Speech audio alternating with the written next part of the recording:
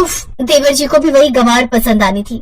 माँ जी, मैं तो आपसे पहले ही कह रही थी कि देवर जी को उस गांव वाली शादी में जाने ही मत दो। अब ला रहे हैं ना आपके लिए गांव की गंवार बहू। उफ, कहाँ हमारा पढ़ा लिखा मॉडर्न हाई क्लास परिवार और कहाँ वो देहातन। अरे बहू, मैं भी उसी मनहूस दिन को कोस रही हूँ। अगर उस वक्त उस बेवकूफ स्कूटर वाले ने मुझे टक्कर ना मारी होती और मेरे पैर में मोच ना आती तो मेरी जगह विराज ना जाता उस शादी में। ना तो वो जाता और ना वो उस लड़की को पसंद करता। अरे जब मेरी किटी वाली फ्रेंड्स मुझसे पूछेंगी कि तेरी देवरानी कौन है, कितनी पढ़ी लिखी है, तो मैं उसे क्या जवाब दूंगी? अरे मैं भी तो यही सोच रही हूँ कि मैं रिश्तेदारों को क्या ही जवाब दूंगी। कहाँ मैं सबकी बहुओं में कमी निकालती थी, लेकिन अब मुझे ही लोगों की बातें सुननी पड़ेंगी। लेकिन अब मैं भी क्या करूँ? विराज है कि टस से मस होने को भी तैयार नहीं। मॉडर्न सास करुणा और उसकी बड़ी बहू किंजल कभी नहीं चाहती थी कि उनके घर में गरीब गंवार लड़की आए, लेकिन कहते हैं ना कि मियाँ बीवी राजी तो क्या करेगा काजी। कुछ ही दिनों में निशा उनके घर की छोटी बहू बनकर आ जाती है। शादी के अगले दिन, माँ जी आज मेरी पहली रसोई है, तो आप बता दीजिए मुझे क्या क्या बनाना होगा। पूछ तो ऐसे रही है जैसे मैं इसे कहूंगी चाइनीज बना दे तो ये बना लेगी। भला दाल रोटी सब्जी के अलावा बनाती ही क्या होगी ये? माँ जी आपने बताया नहीं। क्या है यार, जो बनाना है बना लेना, क्यों सुबह सुबह मेरा दिमाग खराब कर रही है? अपनी सास के मुंह से ये सुनकर निशा को थोड़ा अजीब लगता है। फिर वो मॉड्यूलर किचन में चली जाती है। अरे बाप रे, ये किचन है या कोई महल का कमरा? हमारे गांव में तो मुखिया के घर का बैठक वाला कमरा भी इतना सुंदर नहीं होता जितना कि ये है। तो वही हॉल में बैठी करुणा अपनी बहू किंजल से कहती है, अरे किंजल बहू जा जाकर देख तो वो गंवार क्या कर रही है। रसोई में कहीं मेरे महंगे महंगे क्रॉकरी सेट तोड़ न दे। उसको बता दे जाकर कौन सा सामान कहाँ है। किंजल रसोई में जाती है और उसे सब समझाती है। उस सेक्शन में मसाले, इधर सारी क्रॉकरी और बर्तन, और उस तरफ बाकी का सामान है। अब तुम जानो, मैं तो चली। लेकिन भाभी यहाँ तो सब नॉन स्टिक बर्तन है। हाँ तो मिट्टी के बर्तन लाऊं क्या तेरे लिए, हांडी वगैरह? हाँ महारानी, ये शहर है और यहाँ सब ऐसे मॉडर्न बर्तनों में ही खाना खाते हैं। लेकिन भाभी ये तो सेहत के लिए बिल्कुल भी अच्छे नहीं होते। हमारे गांव में ऐसे बर्तनों में बना खाना कोई ना खाए। अब देखो, हमारी तुम्हारी कोई बराबरी तो है नहीं। अब देखो ना, तुम सारे फल मुफ्त में पेड़ पर चढ़कर खा लेती होंगी, सब्जियां खेत में उगा लेती होंगी, गाय भैंस का दूध फ्री में पी लेती होगी। लेकिन शहरों में ना ये सब खरीदना पड़ता है बाजार जाकर, समझी? भाभी अब कहाँ की बात कहाँ लेकर जा रहे हो? मैं तो बस ये कह रही थी कि ये सब नॉनस्टिक बर्तन बेकार है। इनसे तो शरीर में बीमारियां ही बनती हैं। नहीं नहीं नहीं नहीं, मैं अपने ससुराल वालों को बीमार नहीं देख सकती। मैं कल ही जाकर मिट्टी के बर्तन जैसे कुकर, कढ़ाई, तवा ये सब ले आऊंगी। किंजल जल्दी से जाकर अपनी सास को सारी बात बताती है। माँ जी वो तो कह रही है अब से वो मिट्टी के बर्तनों में ही सबको खाने को देगी। लो शुरू कर दी ना उसने अपनी गंवारपंती दिखाना। उसको बोलो ये उसका देहात नहीं शहर है। अब अगर हम मिट्टी के बर्तनों में खाना खाएंगे तो हमारी क्या ही इज्जत रह जाएगी। तुझे पता है किंजल, सरोज दीदी की बहू है ना शनाया, वो अमेरिका से पढ़कर आई है। दीदी जब भी मिलती है अपनी बहू की तारीफ में कसीदे पढ़ती है। कहती है सारी दुनिया की नॉलेज है उसे। हाय मेरे भी सपने थे फॉरेन रिटर्न बहू लाने के, लेकिन देखो तो क्या हो गया। मुझे तो अमेरिका नहीं अमरपुर गांव की लड़की पल्ले पड़ गई जिसे नॉन स्टिक नहीं मिट्टी के बर्तन चाहिए। फिर अगले दिन, माँ जी देखो मिट्टी की बोतल, अब से सब इसी से पानी पियेंगे, इन प्लास्टिक की बोतल में नहीं। इससे हमारा शरीर बिल्कुल ठीक रहता है, हमें कोई बीमारी नहीं लगती और शरीर के छोटे मोटे रोगों का इलाज इन सब से ही हो जाता है। ये लो, अब 5वीं पास निशा जी हमारा इलाज भी करेंगे। शहर के सारे डॉक्टर्स मर गए क्या जब आपसे ज्ञान की जरूरत है? भाभी ये कैसी बातें कर रही हैं आप? आपकी जानकारी के लिए बता दूं, डबल MA किया है इसने। अरे छोड़ना बड़ी बहू ये सब, वो तेरी मासी सास है ना सरोज, उसका फोन आया था। इस गांव की बहू की मुंह दिखाई करने आ रही है वो अपनी अमेरिका रिटर्न बहू के साथ। लो फिर तो आज हमारी जमकर किरकिरी होने वाली है, क्योंकि इसको हमारी रेपुटेशन का तो ख्याल है ही नहीं। डोंट वरी भाभी, अगर आपको लगता है कि मेरी वजह से आपका मजाक उड़ाएगा तो कोई बात नहीं, मैं ऐसा कुछ नहीं करूंगी जिससे आपकी नाक कटे।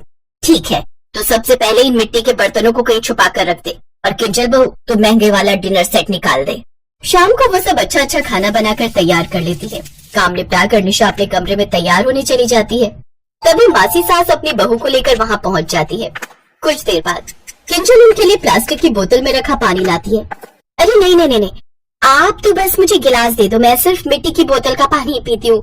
वो क्या है ना, प्लास्टिक के जंजाल से मैं बाहर निकल के मिट्टी के बर्तनों को यूज करना चाहिए, इससे हम काफी बीमारियों से बच सकते हैं। कुछ देर बाद किंजल उनके लिए प्लास्टिक का डिनर सेट निकालती है और उनको खाना परोसने लगती है।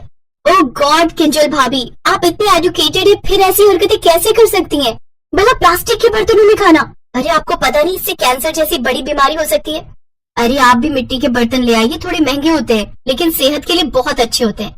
कम से कम उसमें खाना खाकर इतनी तसल्ली तो होती है कि पेट में कोई केमिकल नहीं गया। शनाया की बात सुनकर उन दोनों मॉडर्न सास बहू की आंखें खुल गई थी।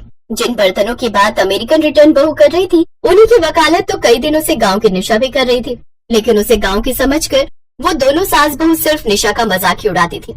उन दोनों को अपनी गलती का एहसास हो जाता है। फिर वो निशा से माफी मांगती हैं और अब वो सब खुशी खुशी एक साथ रहने लगते हैं।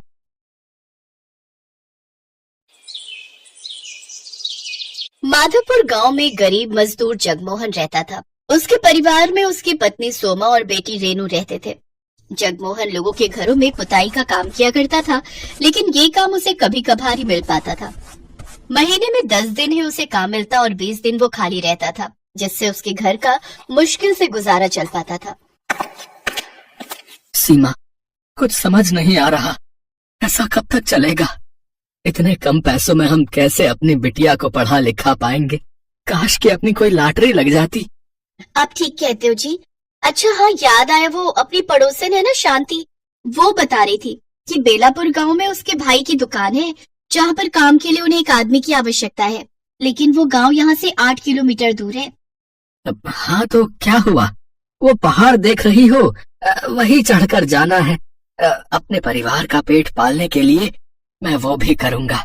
तुम उससे बात करो, मैं कल ही चला जाऊंगा।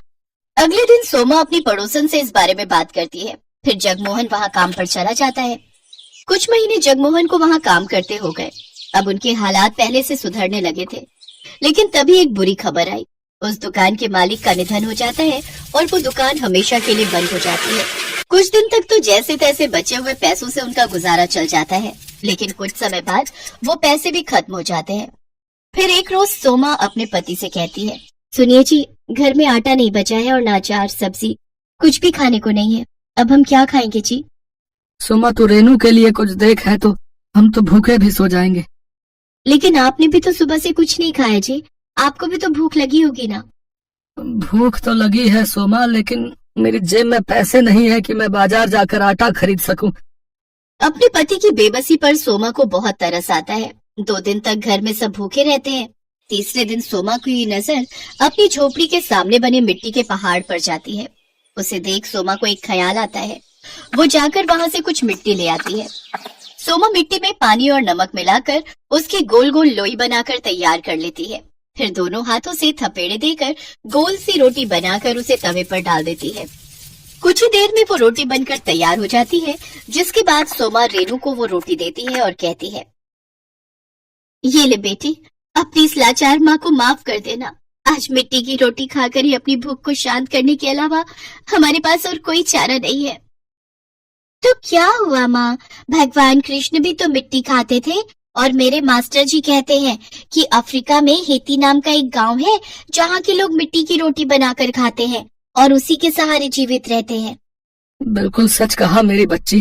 फिर जैसे ही रेनू और जगमोहन उसे अपने मुंह में डालते हैं तो उसे खाकर कहते हैं, वाह माँ, ये तो बड़ा ही स्वादिष्ट है। हाँ सुमा, ये तो लाजवाब है। की आंखों से आंसू बहने लगते हैं। मैं जानती हूँ ये इतनी अच्छी नहीं है, आप दोनों बस मेरा मन रखने के लिए कह रहे हैं। फिर उन तीनों की आंखों से आंसू बहने लगते हैं। तभी दरवाजे पर कोई आदमी आता है। जी, ये जगमोहन जी का घर है। जी हाँ। तभी जगमोहन आता है। क्या बात है भाई साहब? दरअसल मैं लॉटरी विभाग से आया हूँ। कुछ महीने पहले जो आपने लॉटरी खरीदी थी उसका आज रिजल्ट आया है और आपने इस लॉटरी को जीत लिया है, जिसका इनाम पूरे 25 लाख रुपए है। 25 लाख रुपए? और साथ में ये, हाँ जी, और साथ में ये आज का खाना हमारी कंपनी की तरफ से आपके लिए। ये सुनकर जगमोहन, सोमा और रेनू सब बहुत ही खुश होते हैं। अब उनके दिन बदल जाते हैं। अब वो अपना बड़ा पक्का घर बनवा लेते हैं, जिसमें जरूरत की हर सुविधा होती है। साथ ही जगमोहन अपनी खुद की दुकान खोल लेता है, जिससे गांव के लोगों को सामान के लिए दूर दूर न जाना पड़े। गांव का सबसे अमीर आदमी बन जाता है।